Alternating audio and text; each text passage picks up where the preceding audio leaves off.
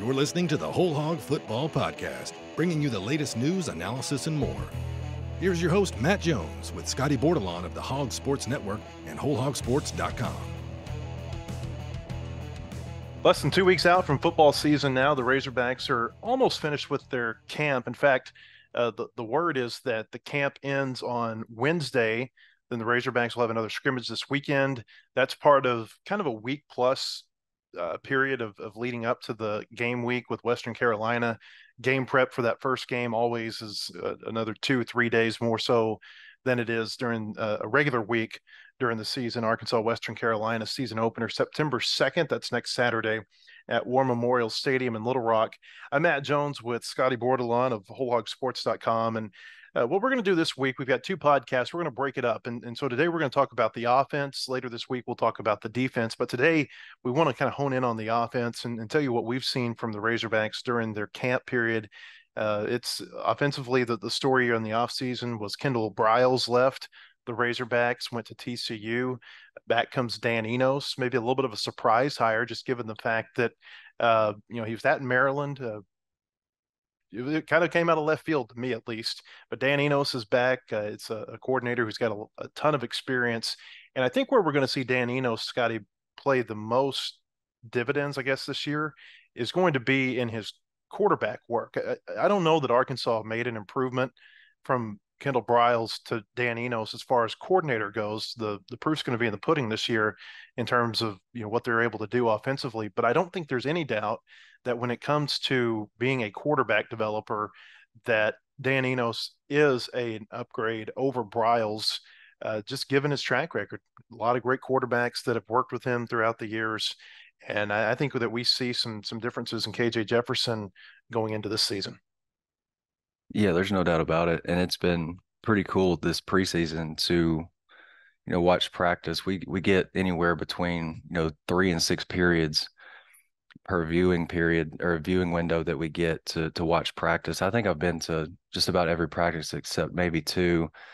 And a lot of the times, because Arkansas goes through its fastball start earlier, which, that goes, one offense versus one defense for, 4 or 5 plays, and then the 2s and then the 3s go. And then immediately after that, the team breaks up into individual drills. And because of where I'm standing on the field, because I know most of the time I get the defensive alignment for the notes and observations that we do after practice and stuff. And a lot of times I'll end up standing near where Dan Enos is with all of his quarterbacks. And I feel like there is so much more teaching and attention to like the fine details with quarterback play this preseason, like with Dan talking to, KJ or Criswell or Cade Fortin, or with Malachi Singleton and even some of the guys that in that position group that people don't know the names of. Like, there is teaching going on, every rep, every drill. And it's been really cool to kind of hear Dan, talk to his guys. I remember one practice, the offense didn't do real great in a fastball start period. And Dan was talking to his guys when they were going through a drill, and he said, if we don't practice well at this position, practice sucks. And I was like, it was really kind of cool to kind of hear the brutal honesty, but Dan didn't say it in a way where it was like demeaning. It was just like, hey, we got to get it in gear, because everything, obviously on offense starts with the quarterback. The quarterback and the center have the ball in their hands every play. And I think you wrote about it last week. I think you can see definitely some changes in KJ Jefferson. Like you wrote, his pocket posture is really good. I agree with that. His footwork's great. Mm-hmm. It's a lot better than it has been. And I think, finally there is some comfort in what happens to the offense at the quarterback position if KJ, like last season, has to miss some time. And I think there's a lot of confidence in Jacoby Criswell. Sam Pittman was even saying that in the spring. Like, I feel confident if KJ has to miss time that Jacoby can go in and win an SEC football game. And I think a lot of that has to do with, him spending time with Dan Enos. Yeah, and Enos, I want to go back to something I said a minute ago about I think he's a better quarterback coach. You look at him over the course of, I think this is his 32nd season as a college coach. Some of those have been as a head coach before he came to Arkansas the first time. But most of those 30-something seasons have been spent as a quarterback's coach, and he played the position at Michigan State. You go to Kendall Briles, up until about 4 or 5 years ago, he had never coached quarterbacks. He was a wide receiver coach. He played wide receiver in college. And so I just think that background provides a certain attention to detail that KJ Jefferson hasn't had up until this point. Now, he had that a little bit his first year working with Joe Craddock, who was a quarterback's coach. Obviously, that didn't go real well with Craddock's offense, and Jefferson didn't play a whole lot that redshirt freshman season in 2019. I just think that the combination of the maturity of Jefferson, the expertise of Dan Enos as a true position coach at quarterback, I think that's going to pay a lot of dividends for Jefferson this year, and I think it's going to help him a lot going into next year's draft. I want to talk about the footwork, because that is the thing that has really stood out to me different about Jefferson. And, when you watched Arkansas the last couple of years, the offense was really good, but we saw him be really great on down the field throws. One of the most accurate passers I've seen at Arkansas in terms of 20 plus yards downfield. But you've seen some maybe erratic play in what I would call the short and intermediate passing game. So basically anywhere from line of scrimmage out to maybe about 15 yards. His throws just, it hasn't looked like, and I'm not a quarterback coach, but I know what I'm trying to say. I don't know if I'm going to verbalize this right, but it hasn't looked like his hips and his feet and his upper body have all been in alignment on some of those shorter throws. And so, we've seen it where, he overthrows somebody, or maybe a receiver has to kind of fall down and make a catch because the ball dies. And I think that, your feet are such a integral part of playing so many, especially the quarterback position. It's almost like shooting a basketball. If your feet aren't pointing at the goal, you're probably not going to make that shot. And I think it's kind of like that with a quarterback. If your feet aren't in alignment with the rest of your body, it really makes playing that position hard. And I think what we've seen this preseason is that he's still not the most accurate passer on those short passes, but the feet are always moving. And I think that's going to help him with his accuracy on some of those shorter passes where he's not had it the last couple of years. And I really think that the footwork on the deep passes has been really good. You kind of have to step into those throws to get the ball 30, 40 yards downfield. Now he's stepping into these throws on the shorter passes, and that's been the real big difference that I've seen in Jefferson. Yeah, I think the last several years, you hit it on the money. I think he's been a terrific down the field passer, and it probably is because, you have to step into those throws. And I think one thing that Dan Enos has said, and it kind of struck me, just like the knowledge that he has of the position. I mean, you spend so much time, coaching quarterbacks. It's like all that experience and all that confidence that you have from coaching that position for so many years. I think that bleeds over to quarterbacks, and then they start really, like when you hear Dan Enos talk, and I think there was one quote, I can't remember what he said, but it had something to do with like your feet, your hips, and your eyes have to be like in harmony. Mm-hmm. And I think that's been really drilled into KJ this spring and in the preseason, and even in the summer work that he did when he went out to California, worked with a quarterback coach.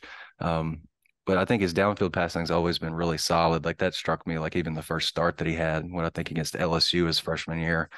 And then those throws to the flat, and then obviously the throws behind the line of scrimmage. He's always been really good at that. I think he was like over 95% on those behind the line of scrimmage throws last year.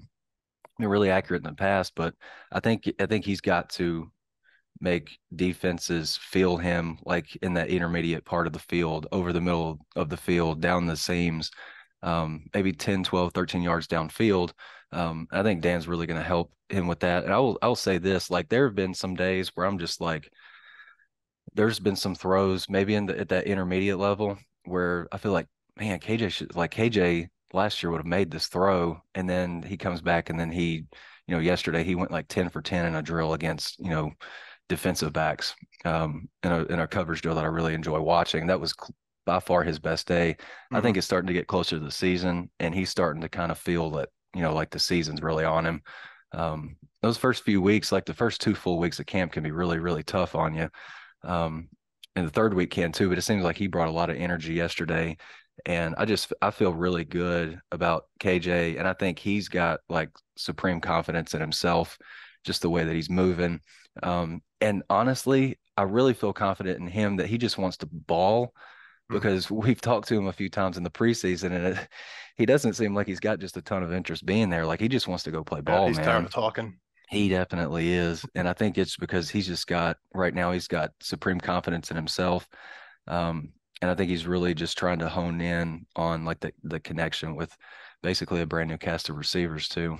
One more thought on the footwork is that, we've obviously he's been, really elusive the last few years, but he's done it from almost a statue position. He gets flushed out of the pocket and he's standing still, flat-footed, and then he takes off. I have to think that if your feet are always moving, okay, you got another step or two on that defender. I'm interested to see if that helps him in his scramble situations this year. Also, may help him some on those rollout passes. Just he looks like a different quarterback to me. Certainly one of the best quarterbacks in the league, if not the best quarterback in the SEC this year. And I don't know when you've gone into a season really thinking that Arkansas had one of the elite SEC quarterbacks. But I think they do right now with KJ Jefferson. Not saying he's an All-American, anything like that. I'm just saying that he's a really solid quarterback. Behind him, looks like Jacoby Criswell is going to be their number 2 QB, transferred in from North Carolina. This time last year he was battling Drake May to be the starting quarterback at UNC. And apparently it was a position battle that went fairly deep into the preseason. Drake May beats out Jacoby Criswell, and then he goes out and has an ACC Player of the Year campaign. He got votes for the Heisman Trophy.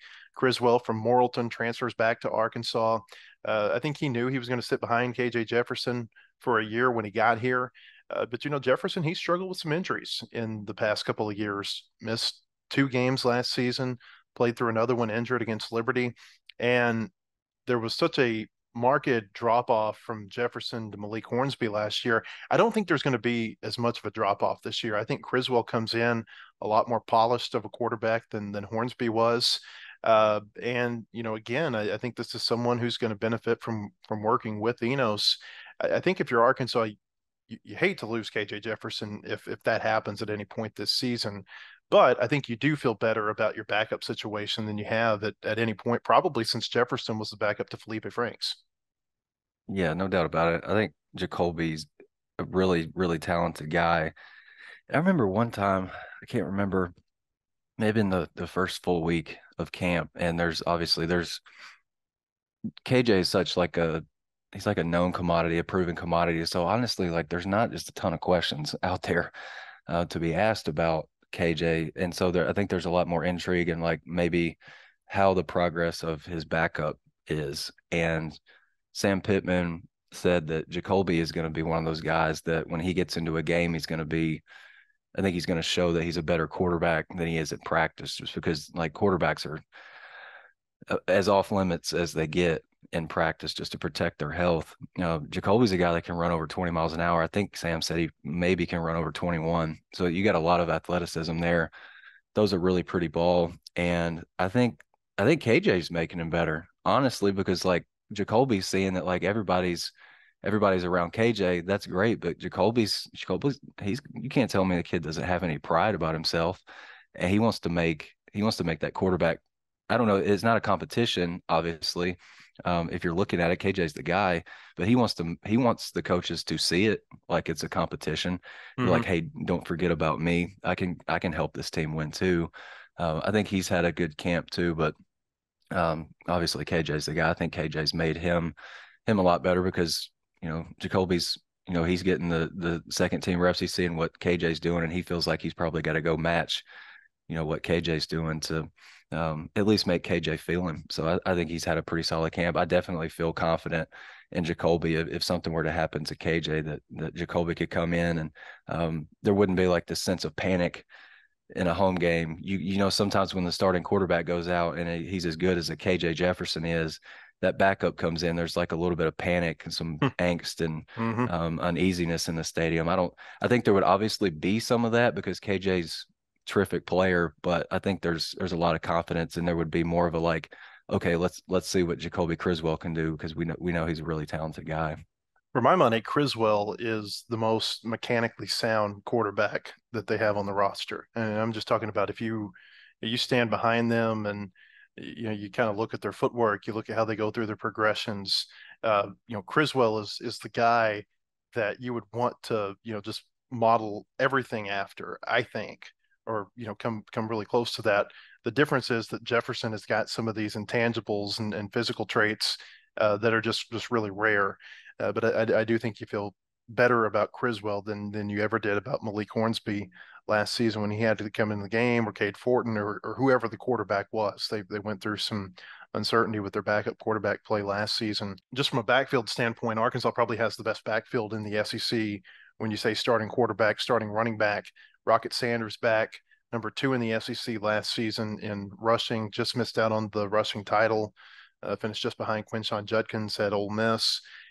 Had a big year catching the ball from an all-purpose standpoint. A really big sophomore season for Sanders, and the expectation is for him to have a big junior year too, maybe go pro after this season. And it's really been interesting to watch him grow as a running back, because they brought him in as a wide receiver and they put him at running back, and he certainly played real well.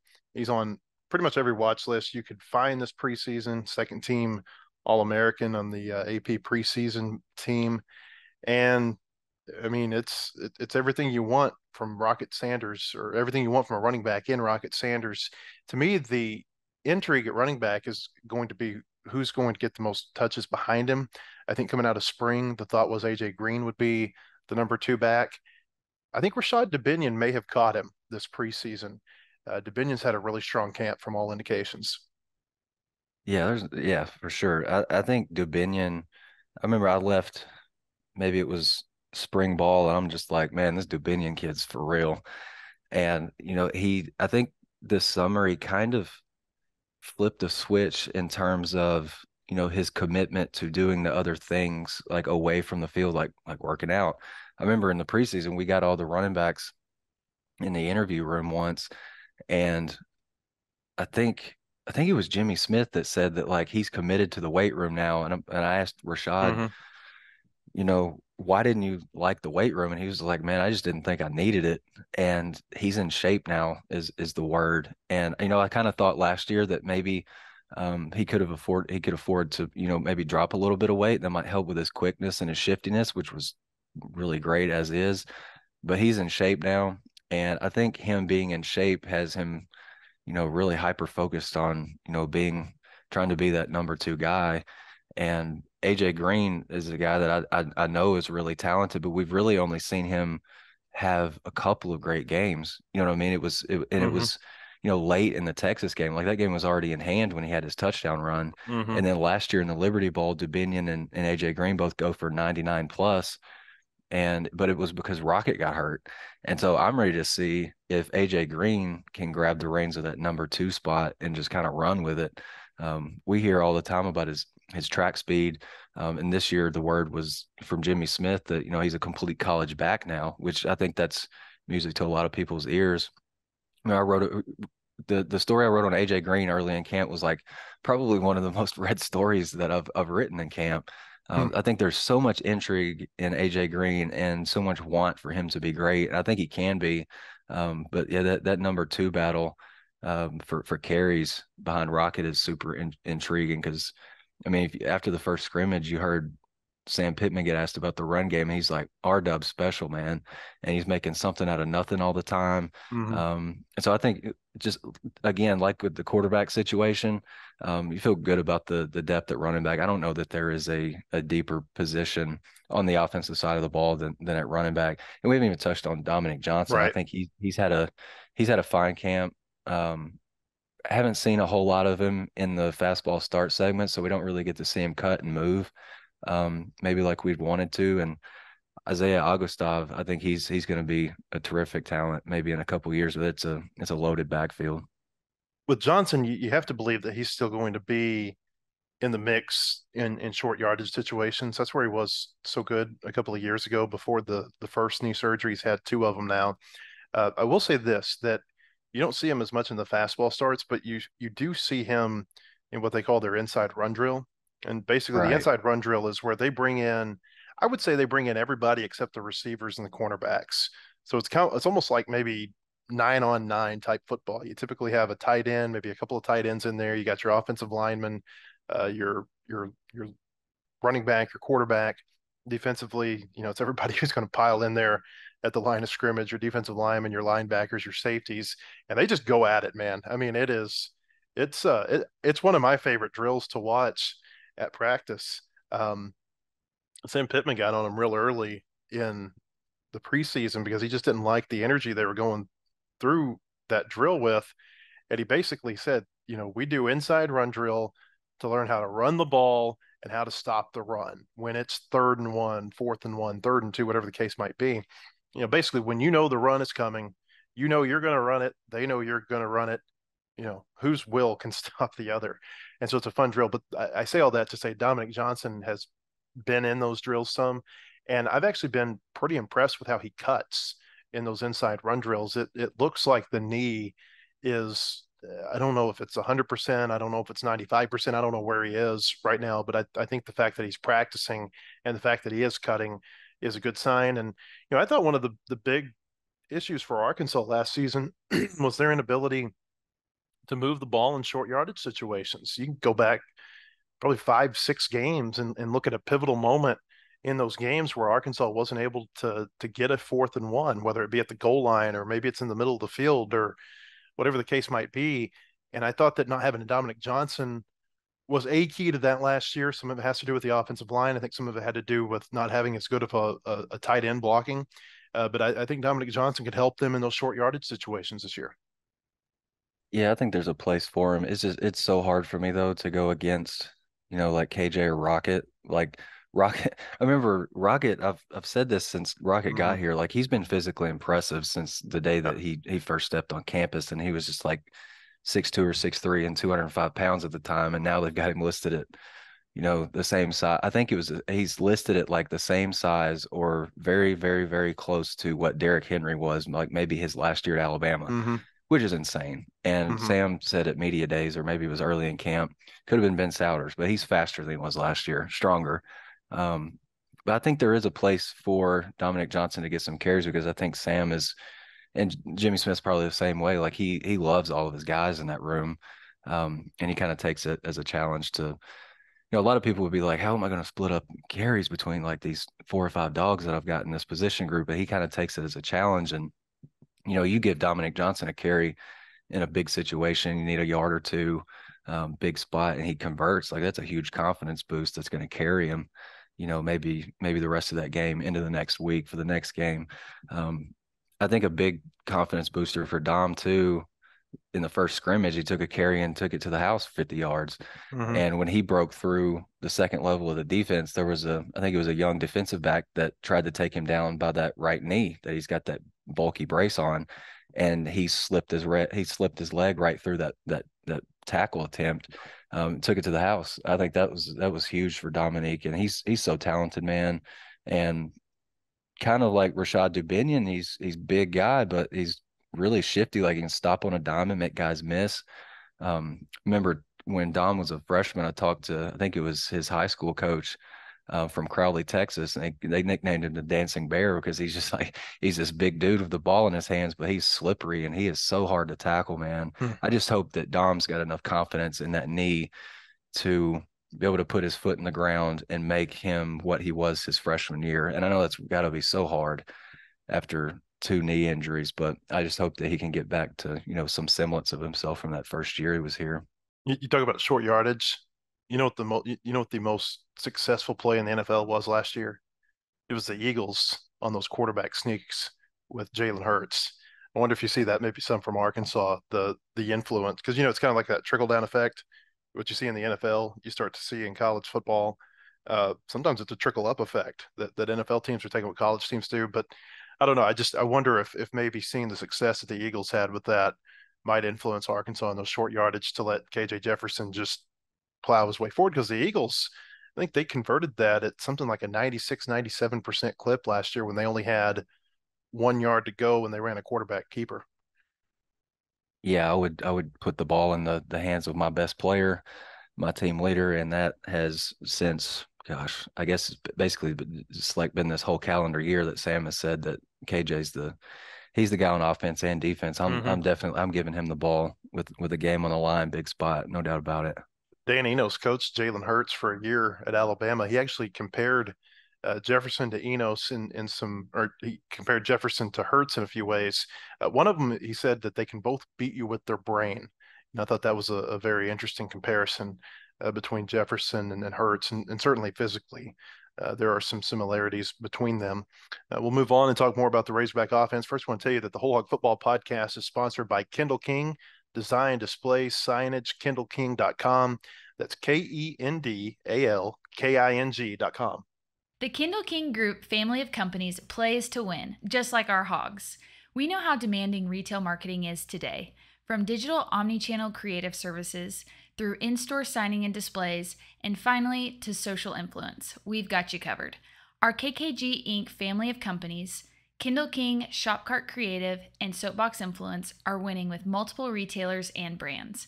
We play to win and will be a winning partner for all your retail marketing service needs. Go Hogs! Get the latest breaking news on all Arkansas Razorback sports at wholehogsports.com.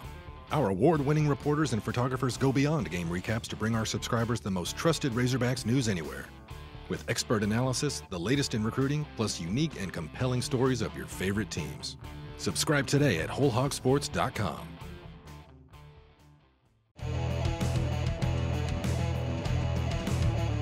We continue to talk about the Razorback offense as we move toward football season.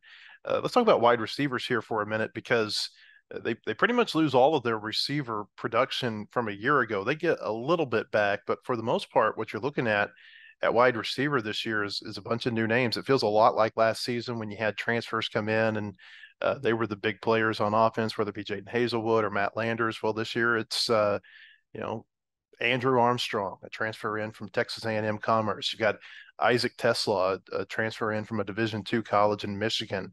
Isaiah Satania, likely going to be their slot receiver. He was in a position battle there with Sam Mbake. Mbake tore his ACL, or I don't know if it was a torn ACL. He hurt his knee, and it's going to require surgery during the first scrimmage of the preseason, and so he's out for the season. So it looks like your starting receivers right now are probably going to be Tesla, Armstrong, and Satania, and a three receiver look. There's going to be some others in there. I think Jaden Wilson is having a pretty good camp. You hear a lot about Tyrone Broden, the transfer in from Bowling Green. Davion Dozier is a new receiver to the program. Scotty, what have you seen from the wide receivers?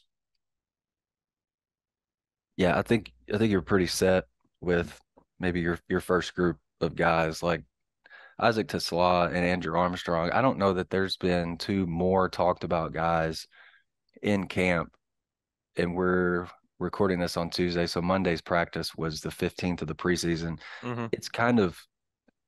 I'm kind of surprised, like if we get through a press conference or a practice and we don't see Andrew Armstrong or Isaac Tesla doing something that really stands out, or we don't hear them mentioned, when we talk to, a few players or a position coach, Dan Enos, even, Travis Williams and Marcus Woodson, Darren Wilson, like all the guys on the defensive side too.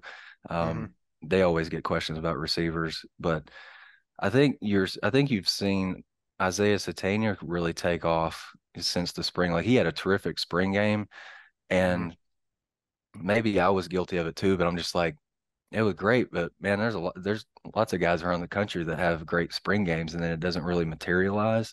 You know what I mean? Like they don't really carry it into camp. But I don't think by the sounds of it, it doesn't seem like Satania's fallen off at all. And I'm kind of blown away by his burst. Like every time he catches a pass, he's cutting upfield and he's gone.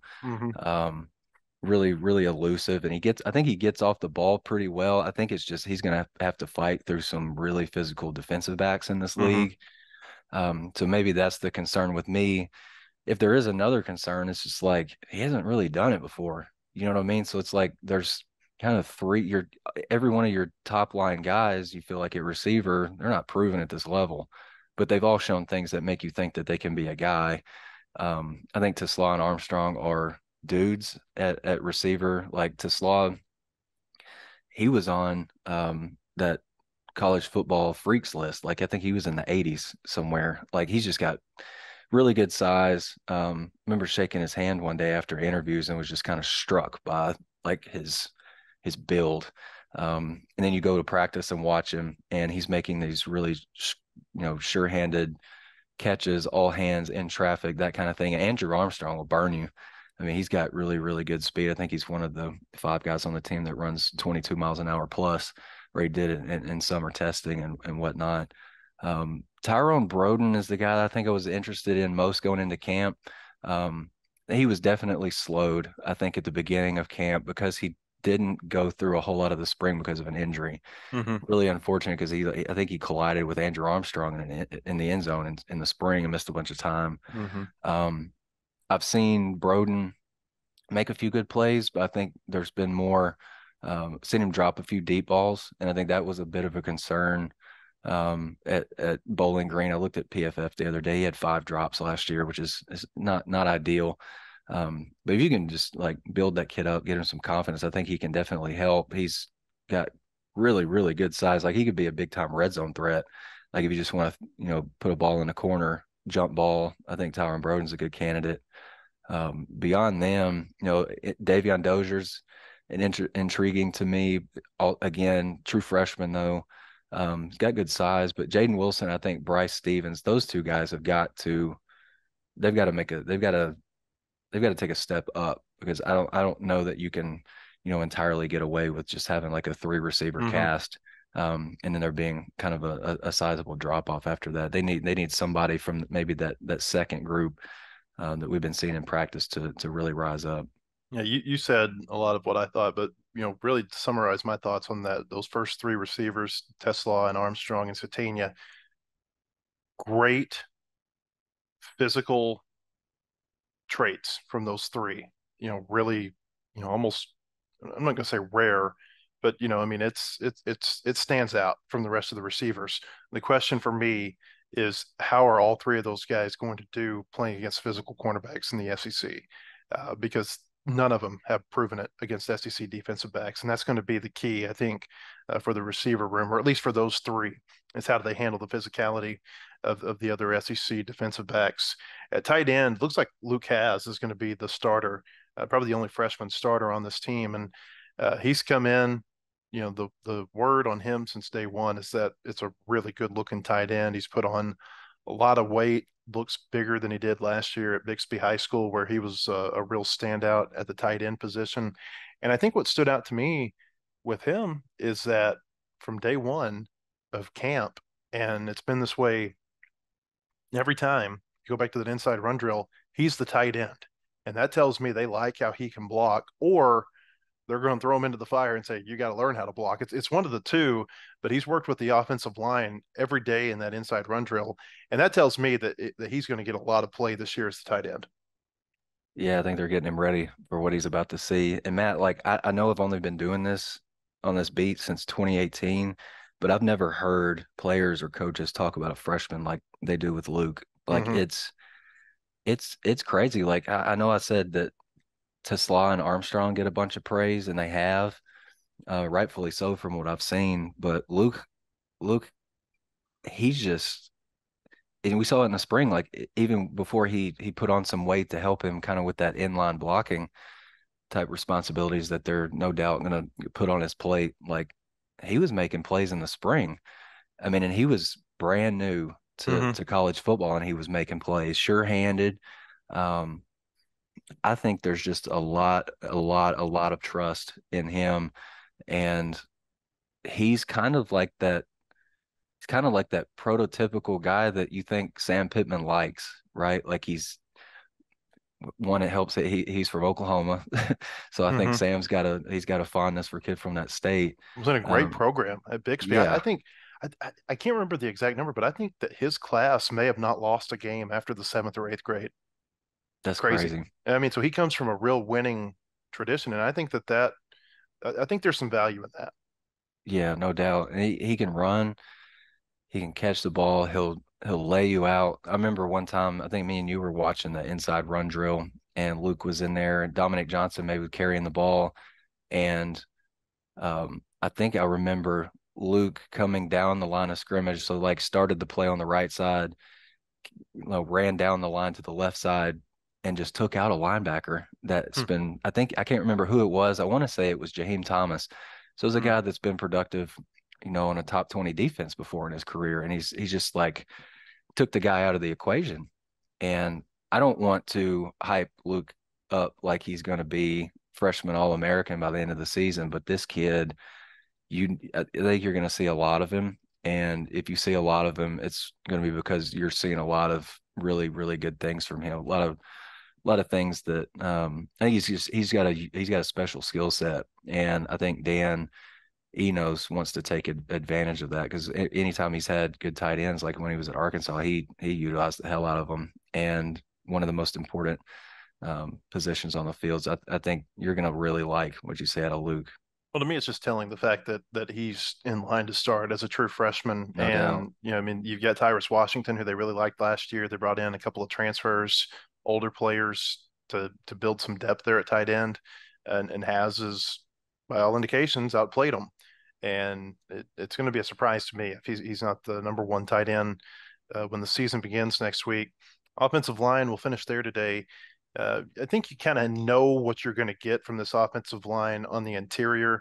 Bo Limmer at center moves over from guard, where he's played the last few seasons. Sam Pittman says he's as good as any center that he's had, and he said he's had 6 or 7 or 8 go in the NFL draft. They think that Limmer is going to be a fine replacement for Ricky Stromberg. Left guard Brady Latham is back. He started every game the last 3 seasons. If he starts against Western Carolina, it'll be his 37th consecutive start. He's not going to get to the consecutive starts record, I don't think, and I guess he could if Arkansas plays for a championship, but he's going to push that consecutive records or consecutive start record at Arkansas that Travis Swanson and Jerry Franklin have when they started 50 consecutive games. As long as Latham can stay healthy, we've seen him on some preseason All SEC, All America type teams. Josh Braun comes from Florida. Played tackle some at Florida. He's an older player. He's going to most likely be the right guard for this team. So I think that you feel good about what you have in the interior of the offensive line. To me, the big question marks are at tackle. You've got Patrick Kutas at right tackle, probably going to be the starter there in game 1. And then at left tackle, that's really the position that I think is still up in the air. Devin Manuel was the first team left tackle coming out of the spring, and then he goes through a week-long concussion protocol. Andrew Chamblee works out with the first team during that time, and now it looks like Chamblee's going to give Manuel a run for his money to be the tackle. But those 2 tackle positions, they're so critical, obviously, and I think that to me is maybe the 2 biggest question marks on the offense. Yeah, it's all about the tackle spots right now because you look at left guard, center, right guard, that's literally where all of your experience is, right? Like Josh Braun, he played over 600 snaps at Florida. The PFF numbers might not be exactly what you want, but I don't think you can put a price, when you've got a somewhat inexperienced line, like any experience that you have playing in the SEC is great. And I think, Josh Braun brings a little bit more know-how to that line. And, he can help out a guy like Patrick Kutas, who's to his right and is about to get thrown into the fire like never before in his life. Like I think that's really big. And, Andrew Chamblee, Sam Pittman said that he had a great week last week, stepping in for Devin Manuel, and he's kind of at least solidified himself as the backup there. I think you got really good competition with him and Devin Manuel. I heard at practice yesterday that Devin Manuel, I think he rolled an ankle in the scrimmage Saturday, and he should be back by Wednesday, so midweek. I don't know if that's cause for concern with Manuel's, like you mentioned the concussion stuff too, and now an ankle. I'm a little bit concerned about durability there with a young guy.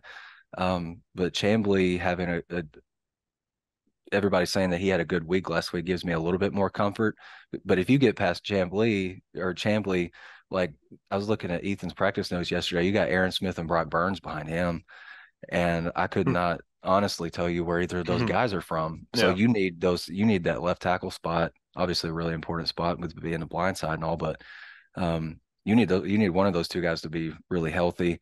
You look at the right side, Kutas has been the guy at right tackle seemingly all camp, at least every time that we've seen the fastball start. Like it's been every time we've seen him, Patrick Kutas has been right there. And it seems like he's been holding off either Tykees Crawford or Marion Harris. Those two guys have been kind of flipping between right guard and right tackle plenty in camp. Everybody's getting some 1 reps, at right guard, right tackle. Between Marion Harris and Tykes Crawford, but I think Kudus is the guy. I remember when Sam Pittman was announcing or he was talking about it, I think it was in December 2021. So I guess it was the early signing period. And Pittman said that Kudus is going to he's got the potential to be a guy that plays, really early in his career. Well, he was on special teams units last year. This year, he's got it looks like he's going to start. So that was a pretty prophetic statement from Sam. And I think him going against Trajan Jeffcoat every day in practice, I mean, how can that not help you become a better player? Like Jeffcoat's I think his career started in like 2018. So, I mean, he's been in college football a long time. I think he's really helping Kudus kind of get war ready for what's coming on Saturdays. I don't know how much we're going to learn about Arkansas's line play the first 2 games, because they ought to be able to push around Western Carolina. And then Kent State, I was listening to something a day or two ago that Kent State, I think, is maybe the second worst team in FBS in terms of power ratings going into this season. And so, it might be that BYU game where you start playing against all the, those big linemen from the Samoas and the Pacific Islands, where you learn a little bit more about your line. But from what we've seen this preseason, it seems like the defensive line for Arkansas has been really hard to handle for this offensive line. So is that an indication of, and we're going to talk about the defensive line Thursday, is that an indication that this defensive line is really good? Is it an indication that the offensive line might have some areas for concern? Maybe it's a little bit of both. Yeah. I don't know. So it may be a few weeks before we really know a whole lot about the Razorbacks line play. You can read all of our camp coverage at wholehogsports.com. We hope you'll join us there. And we will be back later this week with a look at the defense. We'll go through all the positions just like we did today for the offense. So until then, for Scotty Bordelon, I'm Matt Jones. We appreciate you joining us, and we'll see you next time on the Wholehog Football Podcast. The proceeding has been a production of the Hog Sports Network. Look for our daily podcasts on Apple, Spotify, or your favorite podcast platform. For more Razorbacks coverage, go to wholehogsports.com or follow the Hog Sports Network reporters on social media.